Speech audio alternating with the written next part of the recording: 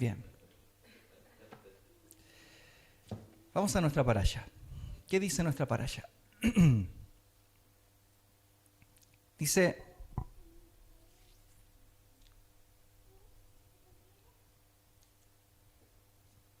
Moshe congregó a toda la asamblea de los hijos de Israel y les dijo: estas son las cosas que el Eterno ha ordenado hacer. Estas cosas son las cosas que el Eterno ha ordenado hacer.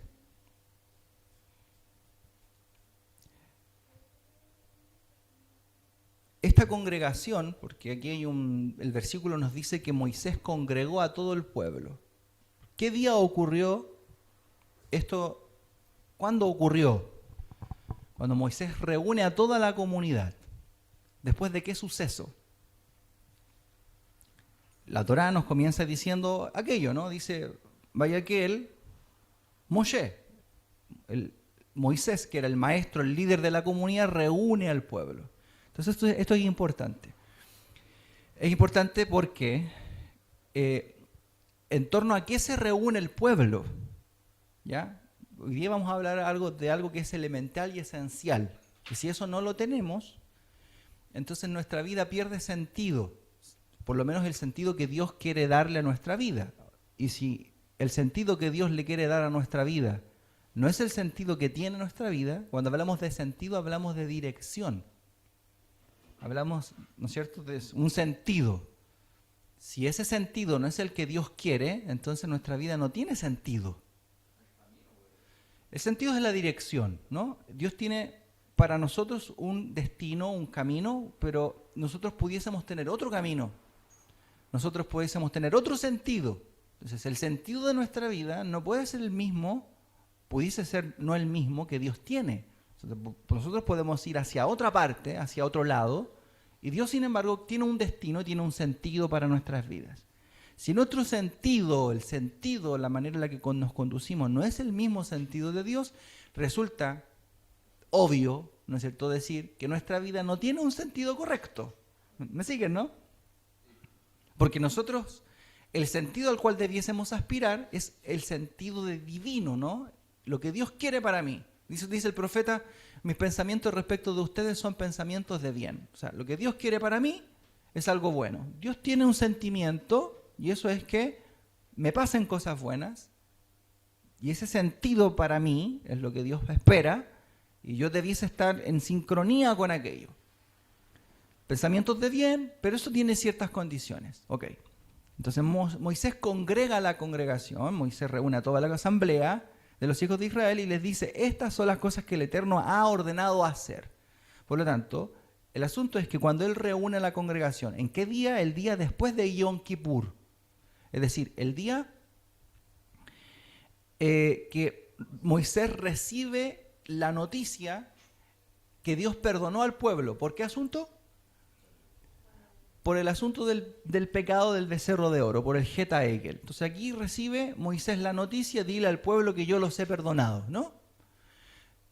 Ahora, ¿qué hacemos? El pueblo pecó, Dios los perdona, el día de la boda de su matrimonio pecan, hacen idolatría, y ahora Dios les da la noticia que los va a perdonar y que va a enviar un ángel incluso que los va a hacer guiar, los va a llevar hasta la tierra de Israel. Eso está en la parasha anterior. Ahora, ¿qué hace un líder como Moisés? ¿Cómo reúne a toda una comunidad luego de haber sufrido un pecado terrible, que Dios se haya disgustado, que Dios se haya enojado, que se haya soltado una plaga que mató a muchas personas murieron, y que los levitas tuvieron que tomar sus espadas para matar a muchas familias? Que no fue algo menor. ¿Sí? Y con espada desenvainada de la tribu de Leví mataron a hombres que habían participado en el asunto del becerro de oro. Entonces ahora Moisés los tiene que congregar. ¿En torno a qué los congrega? ¿Me van siguiendo la idea? Hay un sentido para el pueblo. El pueblo perdió todo sentido. ¿En torno a qué los congrega? Esa es la idea que la Torá nos está mostrando. Y fíjense lo que dice: estas son las cosas que el Eterno nos ha mandado hacer. Nos perdonó después de Yom Kippur. Ahora tenemos algo que hacer. Dice, durante un periodo de 6 días se podrá hacer labores. 6 días se pueden hacer labores. Es el sentido de Dios para el pueblo, el punto neurálgico que reúne a la comunidad, es parte de todo aquello, es esto que vamos a leer ahora, que en 6 días tenemos que hacer toda nuestra labor. 6 días quiere decir los días de la semana, ¿no? Que comienzan, ¿cuándo comienza la semana? El domingo.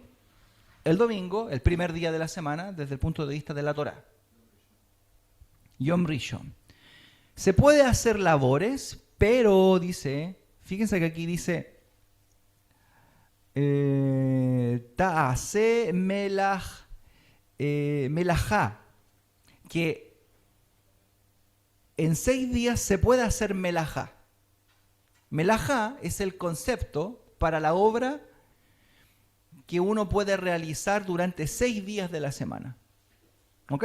O sea, nosotros en la semana, ¿qué es lo que hacemos? Melajot. Hacemos melajá. La melajá son obras que tienen que ver con cosas que están prohibidas en el día de Shabbat. Entonces, en 6 días podemos hacer melajá. La melajá sería coser, cocinar, encender fuego, trabajar. Son 39 avot melajot, padres de prohibiciones. Son 39. No vamos a entrar en ese detalle tan fuerte, pero quiero que sepan esto. Todas las cosas que están prohibidas en Shabbat se pueden hacer durante 6 días. Y eso se llama melajá, eso se llama melajot. ¿Ok? ¿Cuál es la obra que se puede hacer en Shabbat? ¿Cómo se llama la obra que se puede hacer en Shabbat? Porque si en Shabbat no se pueden hacer melajot, en Shabbat algo se puede hacer, ¿no? ¿Qué es lo que se puede hacer en Shabbat? Se llama avodá. O sea, hay una diferencia hay 2 trabajos. Hay un trabajo que se llama melajá y hay un trabajo que se llama avodá. ¿Se dan cuenta? Entonces en Shabbat solo se puede hacer avodá, pero no se pueden hacer melajot. Y en la semana tú puedes hacer melajá y también puedes hacer avodat Hashem. Solo que en Shabbat no está permitido hacer ninguna clase de melajá. ¿Me siguen? Y estas son las cosas que tenemos que hacer luego de haber pecado, luego de que Dios nos perdona. ¿Qué vamos a hacer? ¿Cuál es el punto neurálgico? Moisés comienza con esta idea. El punto neurálgico de una comunidad: 6 días harás tu melajá, pero en el 7º día no harás melajot. Dice, pero el 7º día será sagrado para ustedes, un Shabbat de reposo completo.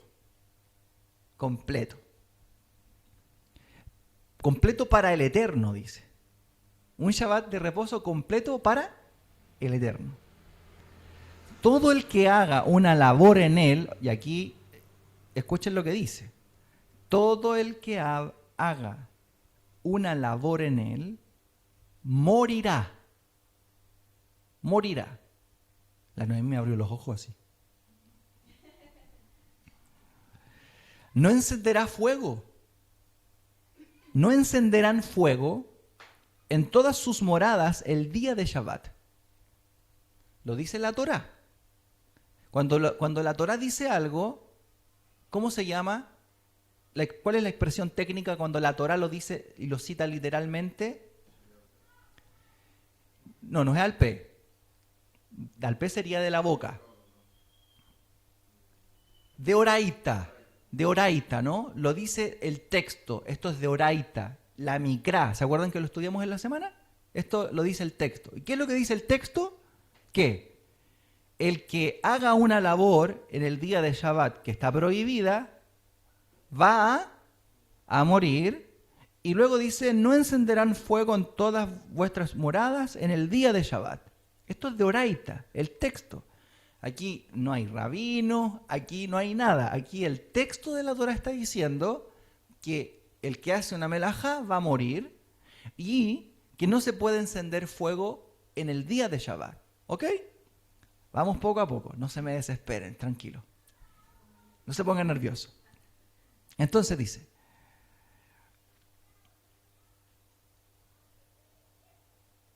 vamos a hacernos una pregunta. ¿Muere hoy alguien por quebrantar el Shabbat?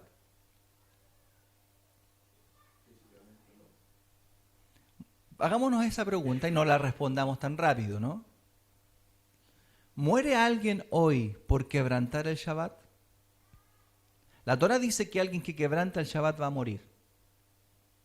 Esto no lo dice Rabino Juanito, ni no lo dice el Rab Obadía Yosef, no. Lo dice el Eterno. Ni lo dice el More Abraham, no. Lo dice el Eterno. El Eterno dice que alguien que viola el Shabbat va a morir. Hagamos otra pregunta más interesante todavía. Y nos quedamos con estas preguntas aquí, para que las podamos responder. ¿Muere alguien hoy por quebrantar el Shabbat? Pregunta. Pregunta número 2. Los cristianos que hacen melajot, los cristianos que hacen melajot en Shabbat, es decir, que violan el Shabbat, y no vamos a decir que violan, sino que hacen cosas que, desde el punto de vista de la Torah, están prohibidas en Shabbat, ¿no es cierto? Es que no vamos a decir transgresión, porque para un cristiano no es transgresión violar el Shabbat. Entonces, ¿el cristiano puede violar el Shabbat? Esa es la pregunta. ¿El cristiano puede violar el Shabbat? Ok. No me respondan. Tranquilo. Tranquilo. ¿El cristiano puede violar el Shabbat? Estamos ahí, ¿no? ¿Puede violarlo o no puede violarlo? Ok. Y si lo viola, ¿por qué no muere? Y si nosotros cuando violamos el Shabbat, ¿por qué no morimos? ¿Qué pasa? Vamos a responder esas dos preguntas y ustedes me acuerdan ya en el Shiur para que no se me olvide. ¿Cómo las respondemos? ¿Y nosotros? ¿Qué somos? ¿Qué es lo que hacemos nosotros con respecto del tema del Shabbat? Si lo violamos, si transgredimos. A ver, vamos a ir un poquito más al fondo, para no dejar tenerlos tanto en suspenso. Vamos a ir. Primer mandamiento de la Torah, primer mandamiento de los 10 mandamientos. Dice, yo soy el Señor tu Dios que te sacó de la tierra de Egipto. Primero es creer en Dios, ¿no? Emunat Hashem. ¿Hay pena capital por no creer en Dios? Piénsalo. Usted vive una vida sin emuná en Dios, sí emuná en el Eterno, y usted dice Dios no existe. Esa persona per se no vive, porque está muerto. Entonces no es necesario pena capital para alguien así. Esa persona no tiene vida espiritual. Muy bien, del pueblo que debiese tener emuná. Quiere decir que la persona per se que no tiene emuná no es considerada viva. Vosotros estabais muertos en vuestros delitos y pecados. Alguien sin fe no puede vivir. Desde el punto de vista de la Torah no tiene vida. No tiene vida. Entonces, como él no considera que Dios vive, Dios tampoco lo considera como si él viviese. ¿Ah? La regla es la misma. ¿Cuántas personas? Yo conozco un montón que se dicen ser judíos, que tienen una tradición judía, fiestas, qué sé yo. Hay rabinos que son ateos. Es como lo más, ¿no es cierto? Ustedes no me van a creer. Rabinos que dicen que no creen que Dios existe. A ese punto. Bueno, si ellos dicen que Dios no existe, Dios dice de ellos, ustedes tampoco. Entonces la pena capital es per se, está ahí, implícita en el asunto. Segundo precepto de los 10 mandamientos. Vamos a hablar de la pena capital. No tendrás dioses fuera de mí, ajenos, no tendrás otros dioses ajenos fuera de mí, ¿no es cierto? Creo que así dice el texto. Lo estoy parafraseando mal, parece. ¿Hay pena capital para quien hace idolatría? Hay pena capital. Muy bien. Esto se asume de que ya es miembro del pueblo del Eterno y que se va y si se postra, se arrodilla frente a un ídolo, una estatua de yeso, muere, ¿no? Entonces hay pena capital. O sea, si yo encuentro un yeso ahí de la Virgen del Carmen y voy y me postro ante ella, soy punible, soy una persona que está destinada, según la Torá, a morir por haber hecho un acto de idolatría. ¿Sí o no? ¿Estamos de acuerdo todos, no? Okay. Voy y profano el nombre de Dios. Tercer precepto de los 10 mandamientos. Voy y profano el nombre de Dios. Lo hago públicamente delante de 10 varones judíos como establece la Torá. Lo profano. Lo profano con mis actos o lo profano con mi boca. De hecho, la Torá nos habla de un hombre que profanó el nombre de Dios y tuvo que morir. El Mecalel. ¿Esto es pena capital? ¿Sí o no? Sí, es pena capital. Okay. Saltémonos el cuarto. ¿El cuarto cuál es? El Shabbat. Ya sabemos que es pena capital el Shabbat. El quinto. ¿Qué dice el quinto? Honrarás a tu padre y a tu madre. O sea, si yo le falto el respeto a mi mamá y a mi papá, viene mi hijo. Hasbe Shalom, lo alenu, lo alejen. ¿Cierto? No a mí, no a nosotros y no a ustedes. Viene mi hijo, me falta el respeto, siendo yo su padre. Me golpea. Y se atreve, ¿no es cierto?, a hacer algo que es desagradable a los ojos de Hashem. ¿Él es punible de pena capital, mi hijo? Sí, tiene que morir. Eso es otro tema. Estamos hablando de que tiene que morir. ¿Sí o no? La pena para faltarle el respeto al papá y a la mamá es la muerte. ¿Estamos de acuerdo? Ok. La persona que mata a otra persona. Sexto precepto. Sexto precepto. La persona que mata a otra persona. ¿Tiene que morir? ¿Hay pena capital para el que mata a otro? La persona que asesina premeditadamente, ¿tiene que morir? Sí, tiene que morir. O sea, igual como él mató, debe morir, ¿no? Pena capital. Fíjense que todos los preceptos están relacionados con el asunto de la pena capital. Una persona que es infiel, que adultera, ¿merece la muerte? Tiene que morir. La Torá dice que un hombre que toma a la mujer de su prójimo estando ella casada, merece la muerte. Eso es el adulterio en términos legales. ¿Ya? Si yo, Hasbe Shalom, o alguien toma a una mujer o un hombre casado, ¿cierto?, que le pertenece a otra persona, la pena por eso es la muerte. Entonces, si ustedes se dan cuenta, todos estos preceptos, todos están conectados con una pena, con un castigo. Y ese castigo es la muerte. Entonces ahora vamos a responder. El cuarto de los mandamientos, de los 10 mandamientos, es el mandamiento de guardar el día de reposo. De guardarlo y recordarlo, ¿no? Sajor es recordar, Shamor es guardar.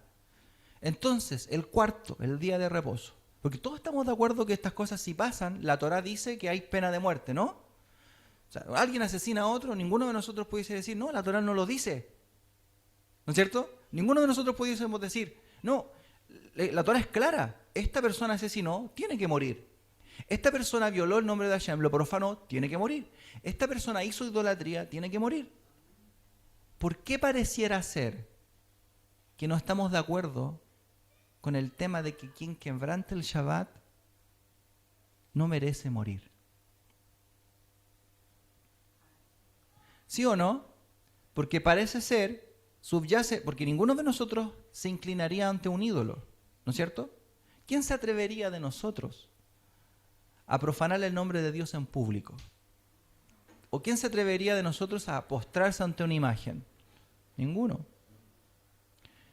¿Pero por qué? Porque sabemos que es grave y que además sabemos y conocemos la pena que hay para esa transgresión. Sin embargo, ¿por qué subyace la idea de que está permitido para nosotros violar el Shabbat?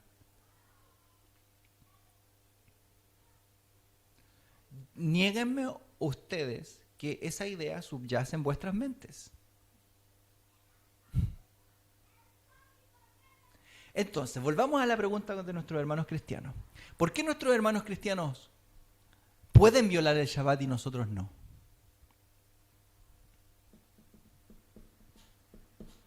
¿Por qué? Por una sencilla razón.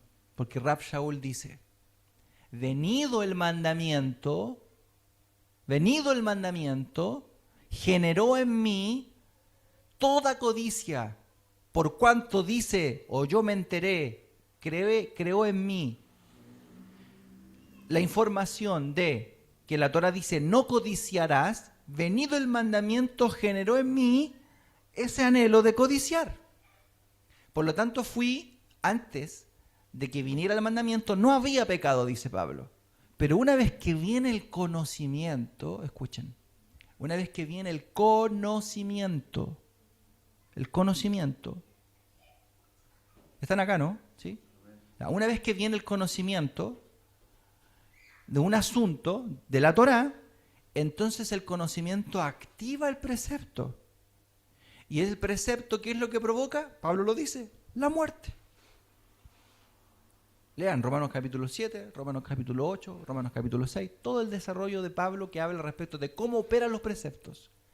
Nuestros hermanos cristianos violan el Shabbat, pero no son punibles de muerte, porque en ese día ellos salen a comprar, van al mall, ¿cierto? Hacen cumpleaños, se casan y hacen una vida normal. A ellos no les afecta. ¿Por qué no les afecta? Porque no hay un desarrollo, no hay una conciencia de la importancia del precepto. ¿No es cierto? ¿A nosotros nos afecta o no nos afecta violar el Shabbat? Entonces quiere decir, si a nosotros nos afecta, ¿por qué nos afecta? Porque se supone que hay un conocimiento, ¿no es cierto?, que Dios nos ha dado, nos alumbró respecto de un asunto. O sea, Dios te dio un regalo. Y ese regalo es el Shabbat. El Shabbat es un regalo de Dios. Un regalo. Por medio del cual Él va a generar un vínculo con el pueblo. Y si tú vas y lo violas, la pena por violarlo es la muerte. ¿O no? Entonces respondamos ahora a la otra pregunta. La pregunta es, ¿por qué nadie muere hoy día por violar el Shabbat? La respuesta sencilla es que porque no hay tribunales de justicia hoy día, ¿no es cierto?, que administren esta justicia divina. Pero si viviésemos en la tierra de Israel, lo más probable es que todos de nosotros ya hubiésemos muerto por hacer melajot y obras prohibidas en Shabbat. Pero hay algo que se llama tribunal celestial. Porque así como Dios nos mira cuando hacemos cosas en lo oculto, como por ejemplo adulterar en lo oculto, y Dios castiga eso y le envía la muerte a la persona, así también Dios nos mira cuando violamos su Shabbat habiendo desarrollado ya el conocimiento. ¿Qué se activa desde el tribunal celestial? Una consecuencia para la persona y para quienes lo rodean, ¿no es cierto?, de muerte espiritual. Y ese es el tema tan delicado, ¿no es cierto? Por eso es que nosotros debiésemos tomar conciencia de quiénes somos. Ahora, tercera pregunta que creo que también la hice. ¿Quiénes somos nosotros realmente? Porque hay quien dice, yo no tengo nada que ver con el pueblo judío, no tengo nada que ver con el pueblo de Israel, soy más chileno que los porotos. Nosotros, nuestros hermanos de Perú dirán, soy más peruano que el whisky, que el pisco sour. Nuestros hermanos venezolanos dirán, soy más venezolano que las arepas, ¿no es cierto? Y todos nos desvinculamos de nuestra identidad. Les voy a decir algo. ¿Cuál es el nombre o la identidad más alta que según la Torá una persona puede tener? Fíjense que la carta a los hebreos habla de Yeshua y dice que a él se le dio un nombre que está por sobre todo nombre, ¿no es cierto? Eso también lo dice la carta a los romanos. Un nombre superior. Si uno lee al Rambam en Ilhot, en las leyes de los fundamentos de la Torá, Ilhot Yesod HaTorá, el Rambam ahí explica cuáles son los ángeles más poderosos, más grandes, ya los que tienen más grandeza. Y el Rambam comenta ahí algo súper inteligente y profundo que dice: los ángeles son grandes dependiendo del nombre que lleven. O sea, la grandeza está relacionada con el nombre. ¿Ok? Por eso hay ciertos nombres para cada ángel y el nivel o la grandeza del ángel depende del nombre que lleve. Y en la carta a los Romanos,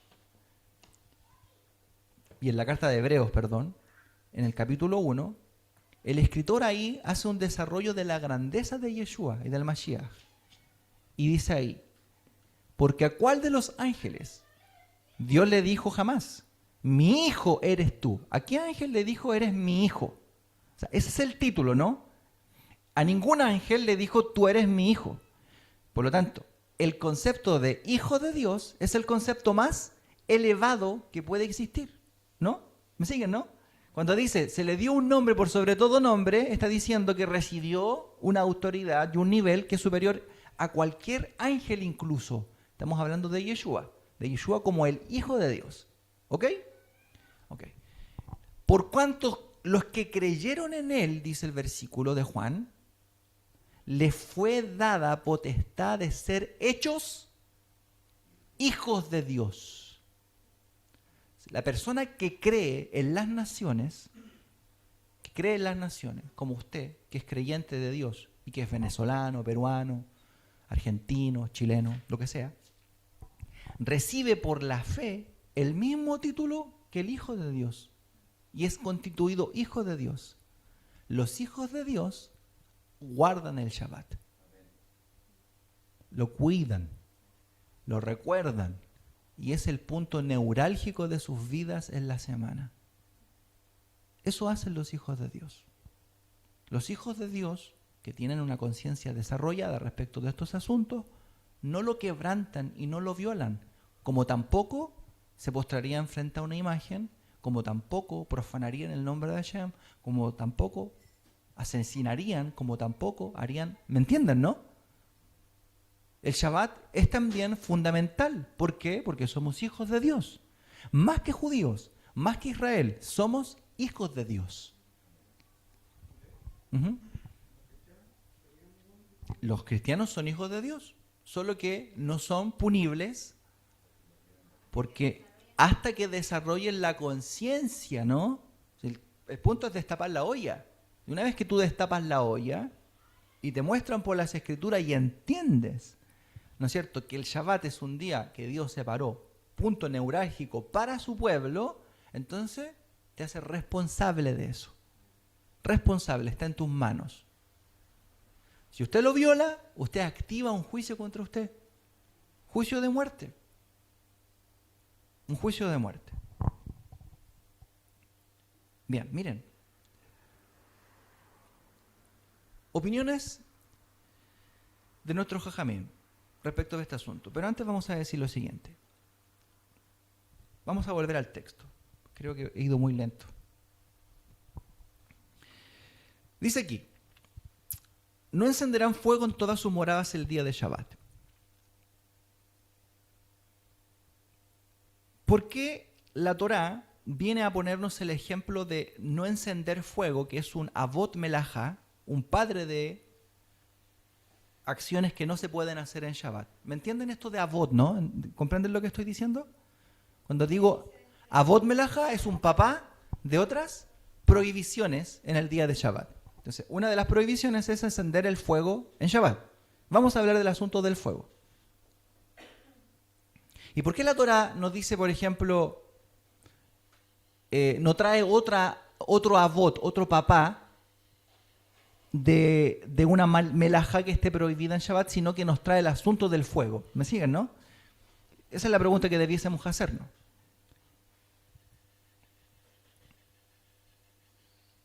En el versículo anterior, dice aquí el Gur Aryeh, La Torá enuncia la prohibición general de no realizar prohibiciones, cosas prohibidas en Shabbat, que son melajot. En el versículo anterior, que dice, todo aquel que haga una labor morirá. ¿Correcto?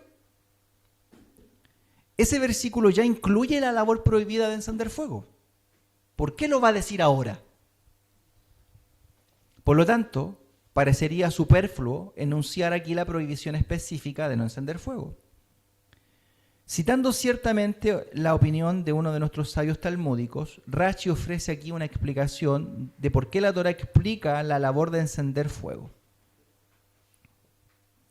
Se pudo haber pensado que como el mandamiento de observar el Shabbat es uno solo, entonces, si una persona realiza por inadvertencia, escuchen, las 39 labores prohibidas, principales prohibidas, solamente estaría obligado a traer una ofrenda por pecado. O sea, como la Torá dice, no hagas melajot en Shabbat, y si alguien viene y hace una melajá, alguien puede decir, solamente tengo que traer una ofrenda por pecado, ¿no es cierto? Y con eso estaría solucionado el asunto. Sin embargo, la Torá luego dice, y no encenderán fuego en Shabbat en todas sus moradas, para explicarnos qué. Quebrantar el Shabbat no es solamente quebrantarlo en términos generales, sino que es cada cosa que yo hago en Shabbat se me toma como un pecado individual y particular. ¿Me siguen, no? De nuevo, como la prohibición de encender fuego ya está dentro de las prohibiciones de hacer melajot, no hagas melajot en el día de Shabbat, porque si las haces vas a morir, la Torá no necesitaba decirnos que no teníamos que encender fuego. ¿Por qué entonces nos dice que no tenemos que encender fuego? Para mostrarnos que el castigo no es solamente por violar Shabbat, sino que tú si en ese día tú haces 4 o 5 cosas prohibidas en Shabbat, vas a pagar por cada una de ellas. ¿Entienden?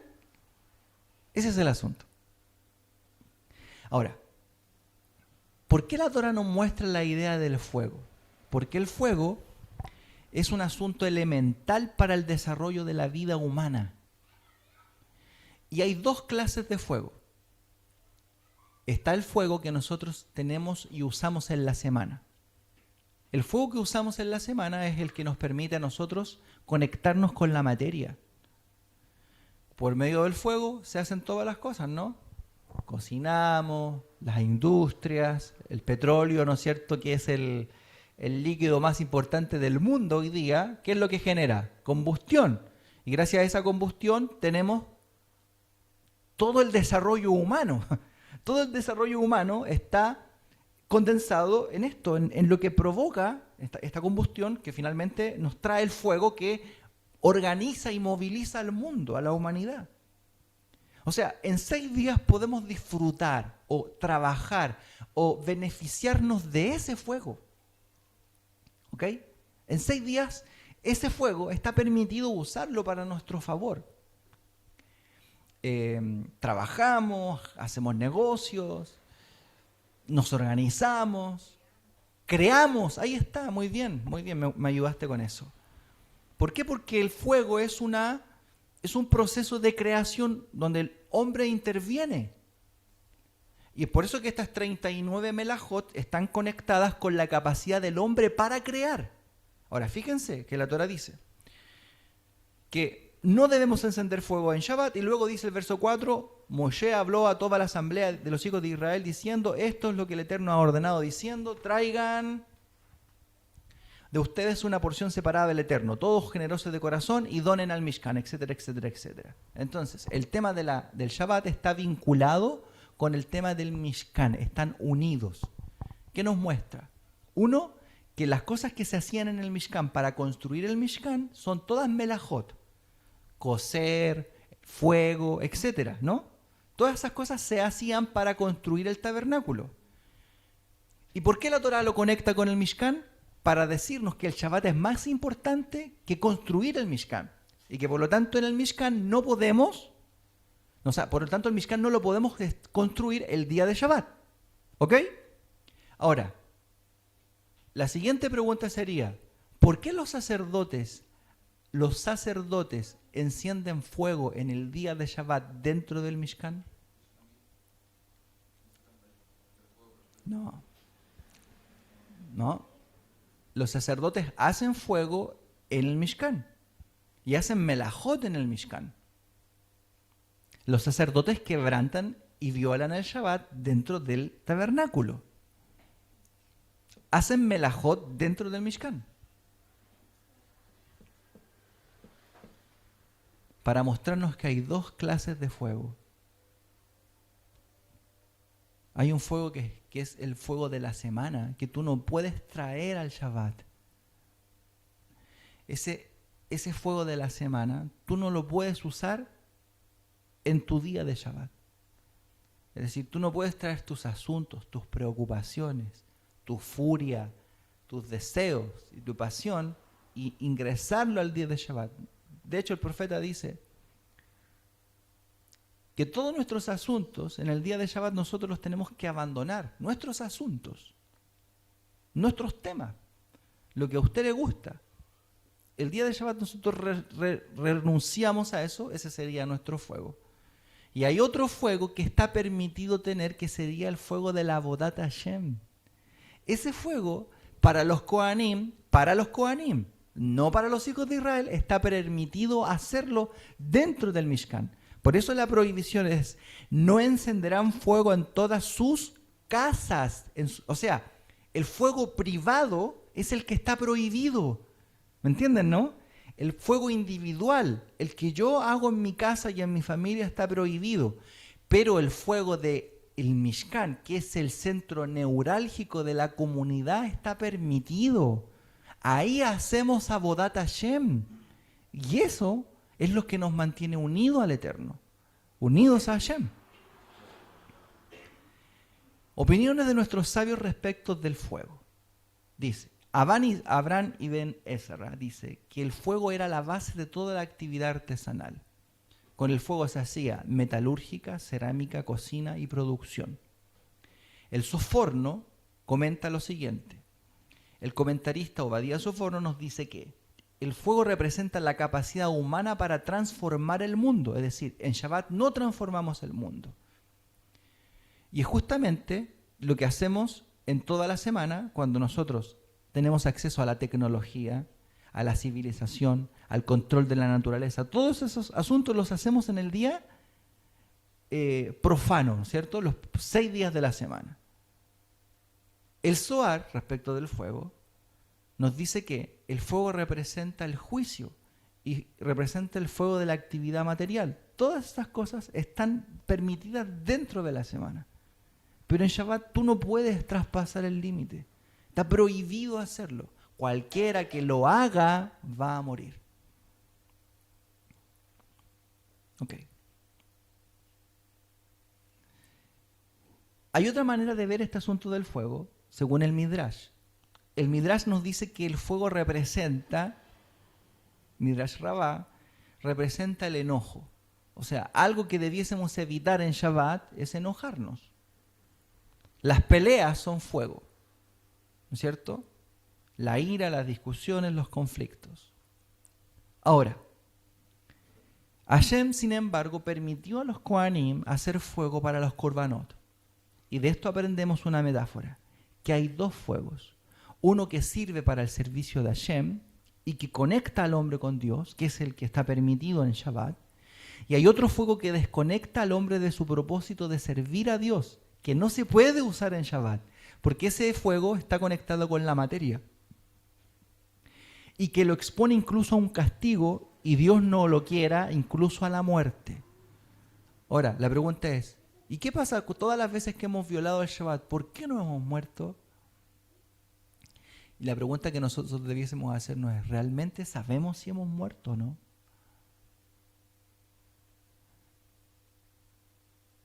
¿Sabemos si hemos muerto cuando nosotros hemos violado el Shabbat a conciencia? ¿Sabemos realmente si seguimos vivos?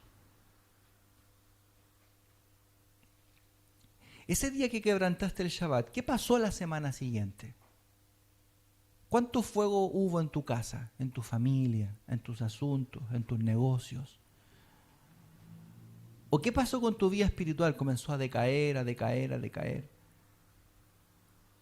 Eso no es cosa sencilla ni cosa simple. Tomar esto a la ligera y pensar que el Shabbat es un día cualquiera. Porque así como no es cualquier cosa postrarse ante una imagen, tampoco es cualquier cosa quebrantar el Shabbat. Y todas estas cosas el Eterno nos las enseña por nuestro bien, porque quiere hacernos un bien. Miren, voy a terminar con esto. El fuego material de la semana es súper sencillo conectar con ese fuego. Te lleva, te envuelve, ¿no es cierto? El fuego de la semana, el fuego material, el que nos invita a hacer todo lo que hacemos. Eso nos motiva un montón. Pero les voy a decir algo, hermanos queridos. Hay un fuego que es el fuego que nos conecta con Hashem. Dice la Torá que iban dos personas camino a Emaús. ¿Se acuerdan de esa historia? Está en el libro de Lucas. Iban caminando luego de la muerte de nuestro Mesías Yeshua y de pronto se encuentran con él en el camino. Y no lo reconocieron, no sabían quién era, pero él se acercó a ellos y hablaba con ellos. Y dice que empezó a hablarles de todas las cosas que habían sucedido, de este Galileo, de dulce mirar, ¿no es cierto? Como dice el Rav Yosef.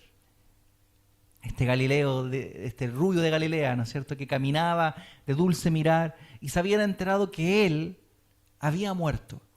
Y esta persona que los encuentra en el camino, estos dos caminantes de Emaús, empezó a hablarles de las Escrituras y empezó a contarles a ellos todo lo que sucedía o todo lo que había pasado y cómo todo esto tenía relación con la Escritura. Y dice el texto ahí, y les abría las Escrituras desde Moisés por los profetas y les mostraba cómo cada cosa calzaba con aquella persona que había muerto. Y de pronto los dejó. Y dice ahí el relato que ellos luego se enteraron que él era aquel que había muerto y que él era aquel que había resucitado. Y ellos preguntaron y dijeron, escuchen por favor hermanos, se los pido con todo el corazón que escuchen lo que ellos dijeron, porque esto es lo que a ustedes les tiene que hacer pensar. Y esto es lo que ustedes tienen que meditar. ¿Dónde están ustedes sus corazones hoy? Dice, no ardía nuestro corazón dentro de nosotros mientras nos hablaba en el camino y nos abría las Escrituras. Hay un fuego que está dentro del hombre cuando el hombre conecta con la Torá, con las Escrituras. Estos no son versículos bíblicos, no. Esto es el fuego de Dios que hace arder el corazón del hombre. Si usted, cuando escucha la Torá, si a usted no le arde el corazón, usted tiene un problema espiritual. Si a usted no le arde el corazón con la Torá, con las Escrituras, si ella no hace que su corazón arda, usted tiene un problema espiritual. Usted está frío como muerto. Y usted piensa que tiene vida, pero usted violó hace rato el Shabbat y por eso está muerto. La Torá usted no lo despierta, no lo remece, no arde en su corazón la Torá. Y el centro neurálgico, el fuego, escuchen, el fuego de una cajal, el fuego de una familia, el fuego de un matrimonio es, bendita sea la Torá, es la Torá. Póngale Torá a la familia, póngale Torá a su matrimonio, póngale Torá a la cajal y la cajal va a ir hacia arriba.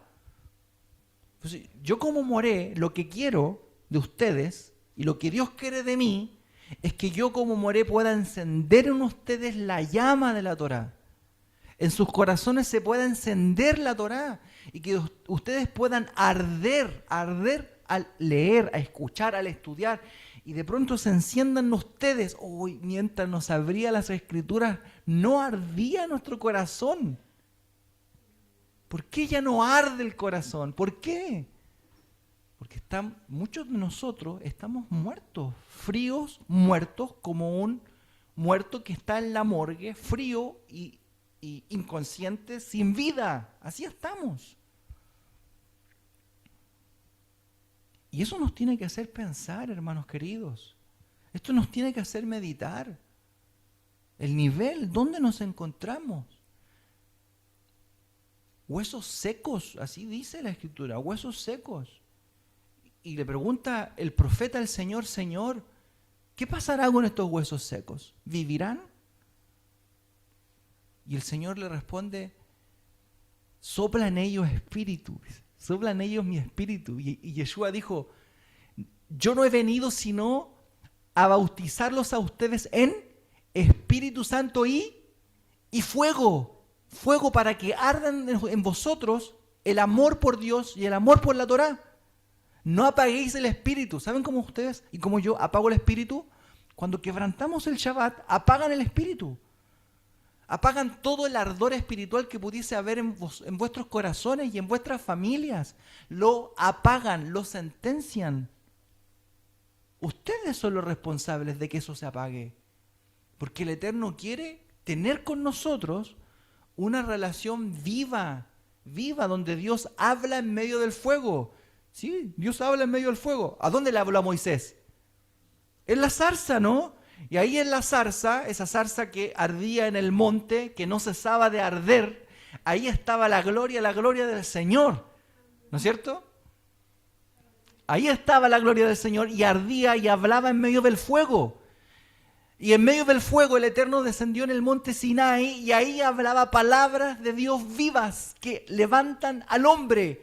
Hermanos, la Torá, la Biblia no son versículos bíblicos, son la palabra de Dios que resucita a los muertos. Y que si usted la viola, muere. Pero si usted la estudia y usted la cumple, usted tiene vida. Hermanos queridos, tenemos que volver a despertar nuestro amor por la Torá, por las palabras de Dios que son vida, y resucitar nuestro espíritu, salir de la muerte. Y tiene que arder nuestro corazón cuando escuchamos la Torá. Y tenemos que salir de ahí. Queda poco tiempo para que todo esto termine. No sabemos cuántas generaciones más quedan. Poco tiempo. Miren, les voy a decir algo. Hubo una vez un jajam, un chico joven, que dedicó toda su vida al estudio de la Torá. Y su mamá lo miraba, era un joven de 14 años, y decía, este niño no se despega de los libros. Este niño todo el día estudia Torá, lee Torá, almuerza, se va a la Torá.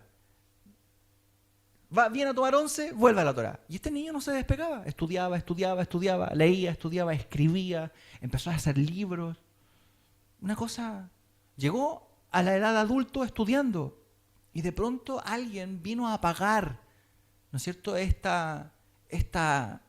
amor que él sentía. Este joven sentía un amor, un apego. Para él la Torá era algo valioso porque lo conectaba. Había un fuego dentro de él.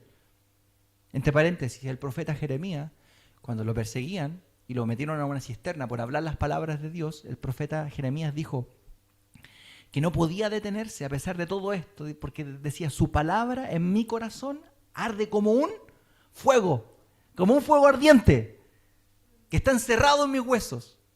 ¿Me siguen, no? Ese es el nivel de un hombre de Dios.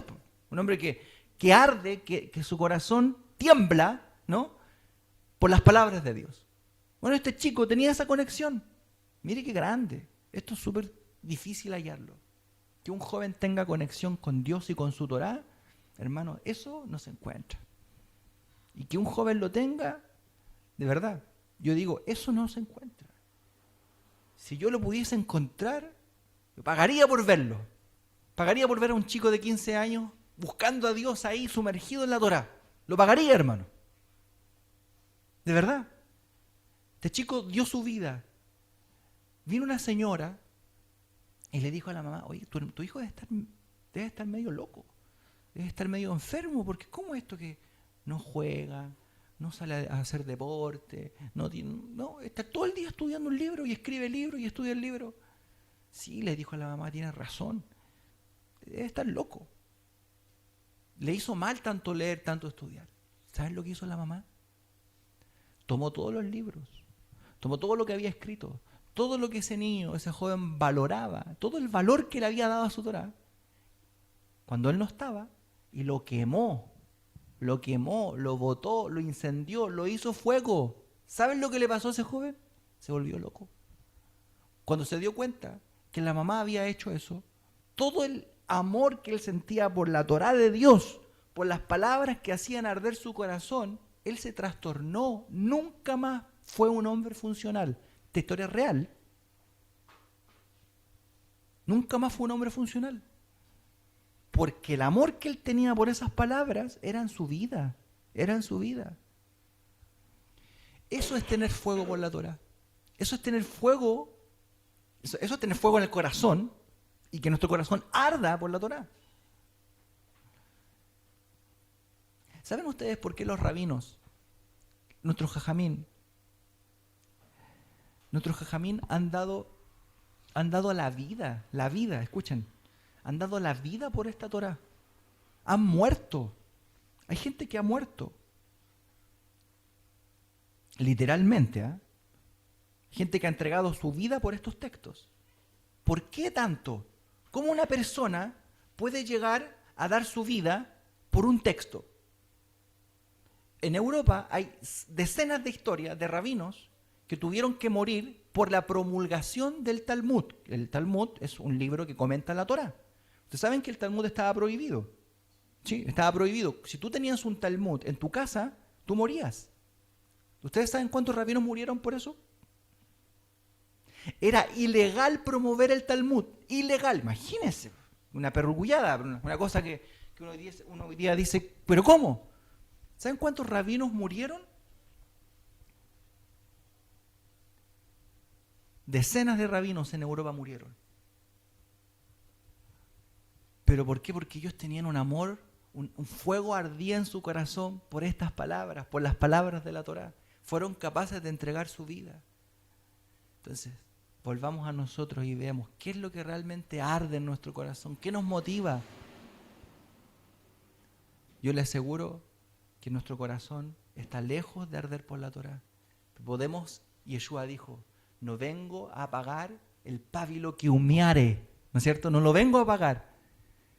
Él puede soplar en nosotros de nuevo espíritu y hacer que nuestro corazón tenga de nuevo una conexión con la Torá, una conexión con la palabra de Dios.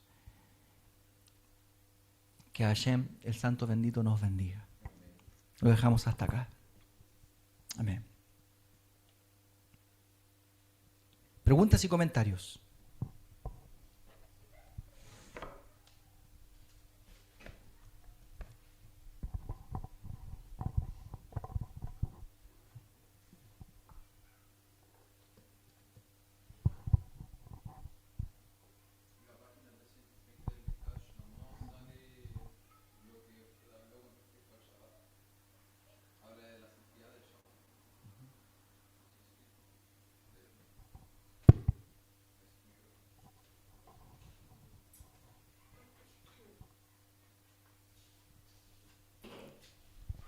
Shalom a todos. Complementando lo que habla nuestro Moré, en la página 320 del Birkat Shlomo habla sobre la santidad del día de Shabbat. De hecho dice, Moshe se regocijó en el regalo de su porción, ya que tú lo llamaste siervo fiel. Tú colocaste en su cabeza una diadema de esplendor cuando él se paró delante de ti sobre el monte Sinai. Él descendió llevando en su mano 2 tablas de piedra en las cuales estaba consignada la observancia del Shabbat, tal como está escrito en tu Torá. Los hijos de Israel guardarán el Shabbat para hacer el Shabbat un pacto perpetuo a través de sus generaciones. Entre yo y los hijos de Israel será un signo para siempre de que en 6 días el Eterno hizo los cielos y la tierra, y al 7º día cesó y obtuvo respiro. Y también dice, tú no lo entregaste, Eterno Dios nuestro, a los pueblos de los países, ni lo diste en heredad, Rey nuestro, a los que rinden culto a los ídolos. tampoco permanecerán en su reposo los incircuncisos, ya que tú lo otorgaste con amor a tu pueblo Israel, a los descendientes de Jacob, a quienes escogiste. Amén. Hay mucho que decir de este tema, mucho. La verdad es que yo traje mucho más, pero ya nos ha llegado la hora. ¿Nadie más quiere hacer un comentario acá en Zoom? Me parece que no. Que el Eterno nos permita encender nuestras vidas con la Torá y que esto nos permita cumplir los preceptos y superarnos y mejorar, porque el Eterno quiere ayudarnos. Amén. Decimos Hazak, Hazak, Benit Hasek, porque hemos terminado el segundo libro de la Torá, el Sefer Shemot. Baruch Hashem. Nos vamos a poner de pie y vamos a orar por los enfermos.